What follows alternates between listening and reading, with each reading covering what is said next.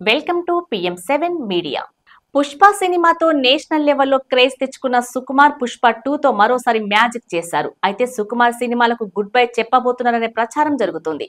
Pushpa 2 cinema premier షోన రోజున ఎటువంటి సమాచారం లేకుండా అల్లు అర్జున్ సంధ్య థియేటర్ దగ్గరకు రావటం, అక్కడ భారీ తొక్కిసలాట జరగటం, ఈ క్రమంలో రేవతి అనే మహిళ మరణించారు. రేవతి కుమారుడు శ్రీతేజ్ కు తీవ్ర గాయాలై ఆసుపత్రిలో వెంటిలేటర్ పై చికిత్స తీసుకుంటున్నారు. ఈ విషయంలో అల్లు అర్జున్ తో పాటు సంధ్య థియేటర్ యాజమాన్యంపై కూడా కేసులు నమోదయ్యాయి.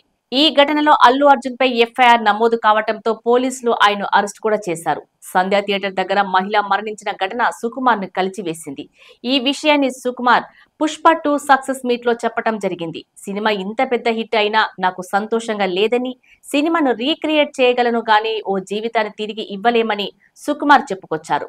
వ్యాఖ్యాత సుకుమార్ కు క్విక్ రెస్పాండ్ లో భాగంగా ఒకటి వదిలేయమని అడిగితే ఏది వదిలేస్తారని అడగ్గా సినిమాలు చేయటం మానేస్తారని సుకుమార్ చెప్పుకొచ్చాడు. దీంతో పక్కనే కూర్చున్న రామ్ చరణ్ షాక్ అయి అలా ఏం జరగదని సైగల్ చేశాడు. అయితే తన సినిమా వల్ల ఓ మహిళ మరణించిందని, మనోవేదనకు సుకుమార్ గురవుతున్నట్లు ఆయన సన్నిహితులు చెప్తున్నారు.